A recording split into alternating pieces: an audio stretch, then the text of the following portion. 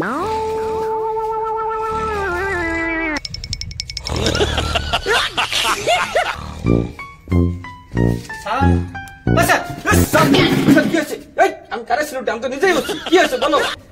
কখন ধরে যারা আসি একটা কেসও আসতেছে না। কেস আসবো, সবুর করো, ধৈর্যের ফল সদাই মিঠা হয়।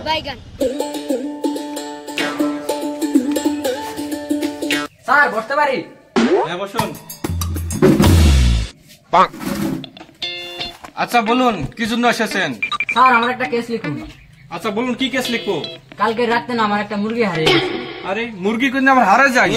হ্যাঁ স্যার সত্যি সত্যি হারিয়ে গেছে। কি কথা, মুরগির আবার কেস হয়নি? স্যার কালকে যে সন্ধ্যাবেলা আমরা থানার পাশ থেকে মুরগি ধরে আনলাম। এই তোমার মুরগি ফুটু আছে? স্যার আমার কাছে তো ফুটু নাই, কখনো ভাবি নাই মুরগিটা হারিয়ে যাবো। আচ্ছা ঠিক আছে, তোমার কাছে ফুটু নাই, তোমার মুরগি যে হারিয়ে যাওয়ার আগের দিনে পায়খানা করছে সেই পায়খানাটা আছে? পায়খানাটা মনে হয় শুকিয়ে গেছে স্যার। শুকিয়ে গেলে হবে না তো, পায়খানাটা কাঁচা থাকতে লাগবে, তাহলে ওই পায়খানার গুন্দের চোটে আমার মুরগিকে ধরতে পারবো। পায়খানা কি লাগবে স্যার? হ্যাঁ, পায়খানাও নাই তোমার কাছে, পায়খানা ছাড়া তোমার ফুটুও নাই, পায়খানা ফুটু না হলে তোমার মুরগি আমরা ধরতে পারবো না। তাই শুধু শুধু আমার টাইম নষ্ট না করে আপনি চলে যান তো।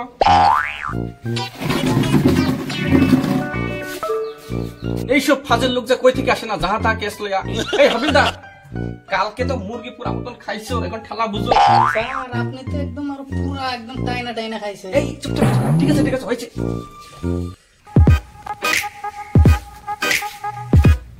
স্যার হ্যাঁ বলুন। আমি কি বসতে পারি? হ্যাঁ বসুন।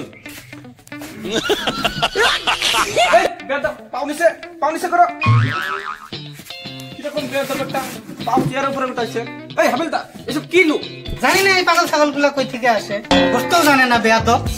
স্যার আমার ভুল হয়েছে। আচ্ছা ঠিক আছে, কি জন্য এসেছো সেটা বলো। স্যার এসেছি মানে আমার একটা গুরু হারিয়েছে। আচ্ছা তোমার গুরু যে হারিয়ে গেছে, কে গুরুটা চুরি করলো তার নাম কি জানো? স্যার নাম তো জানি না। তাহলে আমরা কেসটা কিভাবে লিখবো? স্যার গুরু কে চুরি করেছে সেটার নাম জানলে তো আমি কি কেস দিতে আসতাম। এখন আমার গুরু কিভাবে বাইর করবেন, আপনি বের করে দেন। স্যার কালকে যে গুরু একটা বেসে যে ম্যাডামের লেগে ফিরিস আনলাম। চুপ থাকো, সেটা বলো না এখন। স্যার আপনারা কি আমাকে কিছু বললেন? আরে না না, সেটা আমাদের অন্য ব্যাপার। আচ্ছা তোমার যে গুরুটা হারাইছে, হারার একদিন আগে যে পায়খানাটা করেছিল সেই পায়খানাটা কি আছে? স্যার সেই পায়খানাটা আমি ফালিয়ে দিয়েছি।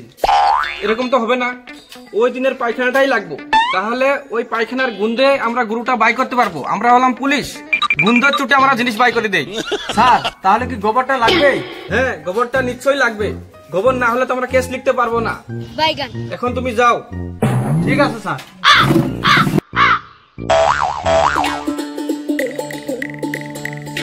স্যার আমি কি বসতে পারি? হ্যাঁ বসুন। স্যার আমার কেস লিখুন স্যার, খুবই সেনসিটিভ কেস। আগে আপনি কেসটা বললে তো আমি কেসটা লিখবো। কি হয়েছে বলুন। মানে কি হচ্ছে স্যার জানেন, আমার মেয়েকে বিয়ে দেবো, বড় হয়েছে না, তো বর পক্ষ থেকে মানে 2 লক্ষ টাকা আমাকে যৌতুক দিচ্ছে। সেটা তো ভালো কথা, 2 লক্ষ টাকা আপনাকে যৌতুক দিচ্ছে, সেটা তো ভালো ব্যাপার। স্যার যৌতুক দিচ্ছে বুঝতে পেরেছি, সেটা তো ভালো কথা, কিন্তু আমি তো যৌতুক নেব না 2 লক্ষ টাকা।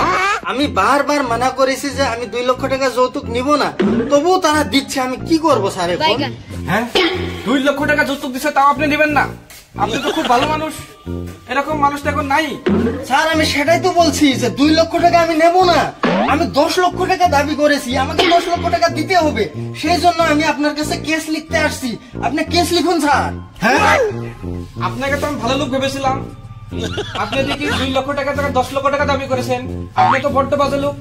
স্যার এক কাম করি, আমি আপনারে 2 লক্ষ টাকা দেব, আমার 8 লক্ষ, বাকি 2 লক্ষ আপনার। ঠিক আছে স্যার? সেই কথা আগে বলবা তো, কেস কখন লিখে দিতাম আমি। বলো। আচ্ছা স্যার তাহলে কথা ওইটাই থাকলো। ঠিক আছে, তুমি কোনো চিন্তা করো না, এখন তুমি নিঃসন্দেহে যাও। ঠিক আছে স্যার, আজকে আসি তাহলে। হ্যাঁ হ্যাঁ যান। স্যার আপনি 1 লাখ মধু খাবেন, সেটা তো হবে না। কেন? আমাকে 1 লক্ষ টাকা দিতে হবে। তোমাকে কেন 1 লাখ টাকা দিব? না আমারে না দিলে আমি সব আউট করে এই দেব। থানার ওসি তুমি না আমি? আচ্ছা ঠিক আছে, তোমাকে আমি দেবো। আজকাল যে কিরকম কিরকম লোক আসে না কেস দিতে, সেটা না বাদই দিলাম, আমার থালার হাবিলদার পর্যন্ত আমার থেকে পয়সা চায়। কিরকম সাবাস!